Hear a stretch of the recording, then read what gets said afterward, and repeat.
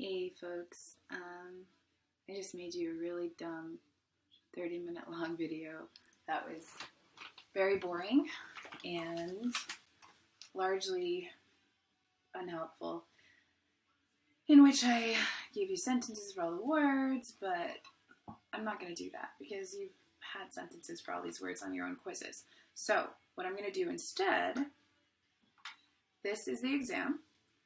I'm going to go over each piece of it, tell you what is going to be on the exam, and basically how you'll be tested on each thing. And then we're going to spend some time talking about the essays specifically and the prevalent mistakes I'm seeing in all the essays I'm grading right now. Okay, so 25 words, you guys should have them. I gave review sheets to Miss Tyson. So those 25 words that you're responsible for, that's just a fraction of what we've learned so far this year. So you're welcome for not putting all the words on the midterm. What you need to know about those words, like your quizzes, pretty much it's the same format. So you have matching, you have fill in the blanks, and then you have write your own sentence. And why do we do it this way? Because I want you to be applying your knowledge on your actual exam or quiz. So this isn't just memorization.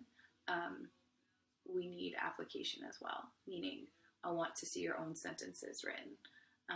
If I were you, I would learn those 25 words really, really well and already decide going into the exam which 5 words I was going to write my own sentences on and have those sentences written, not on a piece of paper, but have practiced them and used them so often that I had them in my head. So that's how I would prepare for this. That would be an efficacious strategy. See what I did there? That's one of the 25 words. Fill in the blank, 1 point each. There's 5 of those. And then your own sentences, 1 point each, 5 of those as well. The matching is 1 point each as well. Then we've got parts of speech. I also gave you guys a review sheet for parts of speech. We focused only on, I think, just adjectives, nouns, and verbs, because that's what you have for your vocab. But it's important that you know the nuances of parts of speech. So although this is an elementary skill, I need you to know what an adverb is as opposed to an adjective, or what a conjunction is, because when I come back, we're going to start diagramming sentences and really getting into the nitty-gritty of really intense sentence structure stuff, and this will help you with that. Also, when you learn new words, it's important to know parts of speech. So when I come back, I'll give you a little lecture on why parts of speech is a more advanced skill than we think of it as being, and why most adults in the world walking around with degrees and professions won't know the information that we'll go over. So it's like secret. It's not secret, it's just that English education in this country is not profoundly good. All right. The way you're going to be tested on parts of speech, in addition to matching, so I'm going to tell you, I'll say person, place, or thing, or idea, and you'll match that to what? Noun. So simple at first. And then I'm going to give you an excerpt from a piece of literature that you've read. So I'm going to take a paragraph from something. If you mean if I took it from Allegory of the Cave, I won't do that. So a section from something you've already seen and read, and I'm going to underline specific words, and you're going to have to identify what part of speech those words are, okay? Finally, your essay, your in-class essay. So the rest of the exam is not so long or complicated because I want to leave a lot of time for your in-class essay. So what I'm going to ask you to do is, well, I'll just read you the prompt right now. Consider the texts we've read so far this year and how they relate to education and the true measure of education, which is learning. So what do I mean by that? I mean that a degree, getting an A on every exam, memorizing things, that's not the same thing as education. That's not that different than being shackled in a cave and memorizing the shadows on the wall, right? Like the prisoners in Plato's allegory. When we know education is working is when we're able to show learning. And I guess my question to you is, This is not a question I have an answer for. It's a very difficult and deep question, and layered. The answers are layered. So this is not going to be a simple essay to write. But my question is, what is true learning, and how do we see it? How is it demonstrated? So your in-class essay will answer the following question. What is true learning, and how is it demonstrated and explored through 2 texts? So you're going to choose 2 texts that we've read this year so far, and you're going to come up with what you think true learning is and choose the 2 texts that demonstrate that, and then you're going to just explain to me how they do. So your thesis statement is true learning is blah, and that is demonstrated in this text by this author and this text by this author. Simple enough concept, but difficult thinking or challenging thinking, I think. The other thing you need to know is that I do not want this, in spite of the fact that I'm asking you to take 2 texts on, I do not want this to be a compare and contrast essay. We can go over compare and contrast essays when I come back, but honestly, I'm not a big fan of them. And the one that I assigned you already through Miss Daly when I was already out, I shouldn't have assigned a compare and contrast, because it's such a technical form of essay, and honestly, it's not like it matters that much. There's no venue in the world, in the real world, where authors and writers are writing compare and contrast essays and sending them to professional, to be published in The Atlantic or journals. Like, there really isn't a purpose for it except to develop critical thinking skills, which I think we can do in other ways. So we will go over them when I come back, because you'll probably see them in English 101. But I think they're kind of being even phased out of college. I don't think they're that, I don't know, I'm not a fan. So do not write a compare and contrast essay. Please just choose 2 texts and choose how you're going to show how they demonstrate your definition of what learning is, and your thesis statement will be what that definition is and how these 2 texts show it, and then you demonstrate that in your body paragraphs. Which brings me to the actual writing. So you're going to need to know essay structure. That means intro, body, conclusion, and what's in the intro, body, and conclusion. The pieces in that, right? So there's another video on that. I'm not going to go over that right now. But you need to know that.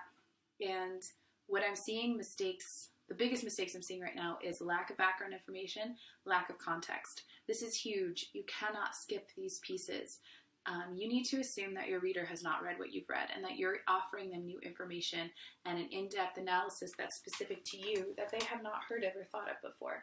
And in order to do that effectively, you need to explain the entire text. So if you're talking about Allegory of the Cave, you need to say the piece of writing by Plato called Allegory of the Cave, or say it more eloquently than that.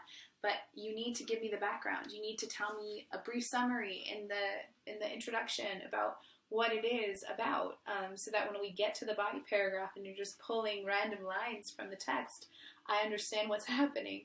When you get to the body paragraph, before your text evidence, you have to explain what's happening in the text before the quotation you pull. Otherwise, your audience will be lost and it doesn't really make any sense. You cannot just drop evidence in. And then the other mistake I'm seeing is summary instead of analysis and interpretation. This is a common mistake, but it's it will cost you a lot of points, because the whole objective of an essay is to have a thesis statement that you develop, that you defend and support by developing your ideas through objective third parties. That doesn't make any sense, but in our case, through the text, right? So analysis and interpretation is so many steps beyond summary. Summary is simply you just saying what it is, what happened in the text. Analysis and interpretation is you saying what breaking it down, like what pieces did what, and then telling me what that means. So when you have a topic sentence, which is a smaller point that supports your thesis statement, then you're going to have context, which is going to introduce the quotation you're about to put in, and then you're going to have text evidence. And after that, you need to be pointing to specific words in the text evidence or an image or an idea, that's analysis, right? Breaking things into smaller pieces. Then the second part is interpretation. It's a two-step process. There are different processes, but you must have both in order to do it well. I think that's all I have for essays. I hope that made sense. Let's go over quickly the texts we've had so far. They're not on my phone for some reason. Okay. Shame by Dick Gregory. Indian Education by Sherman Alexie. Burrow Genius by Victor Villaseñor. On Being 17, Bright and Unable to Read by David Raymond. Me Talk Pretty One Day by David Sedaris. Allegory of the Cave by Plato. Literacy Behind Bars, which is an excerpt from Malcolm X's autobiography. Incarceration, Education, Emancipation by Eric Anthematum, and Prison Education and Our Will to Punish by Kaya Stern. So those are the texts you can choose from. Choose any of those two that relate enough to support your idea of what learning is. I would develop an outline with your ideas. If I were you, sorry, it's hard to sit like this. I can't quite get comfortable. I would develop an outline with your ideas and have a pretty strong plan of what you're going to write, because you have 2 hours for this midterm, and you've got 25 vocab words, 5 sentences, 5 fill in the blanks, and a longer section of identifying parts of speech. And then also essay structure, and then you write your essay. So you should come in with it not fully written, but you should come in with your text. You need to have the text because you're going to need to pull text evidence. You should come in with the ideas that you wanna bring forward. So at least come in with a thesis statement and the text themselves. All right, if you need any of the texts, I guess ask Ms. Tyson, and I will email them to her if it's one of the ones I have on PDF. Otherwise, you can Google and look for some things yourself. Many of them are online, but many of them are not. So prepare accordingly. All right. I hope you guys had a great holiday season, and I can't wait to come back and see you.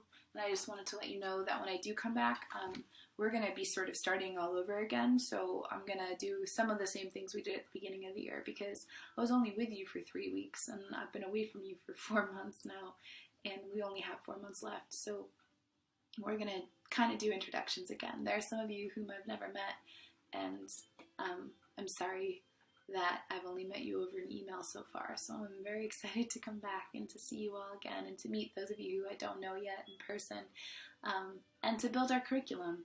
I know you guys have a syllabus that has everything planned out for the rest of the year, but we're probably going to deviate from that, and we're probably going to build something together that really focuses on the skills you feel like you need some support in, and maybe even texts that you're interested in. Maybe there are some things that you would like to explore or read that we could look at instead of what I have on the syllabus. So I just want you to not be anxious about me coming back, and to just know that we're going to do some of the same activities we did at the beginning to get to know each other again, because I know this has been a hard year for you, having your main teacher out and then 2 different people in there.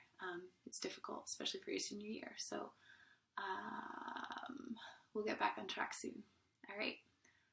Miss you guys. I will see you soon. Bye.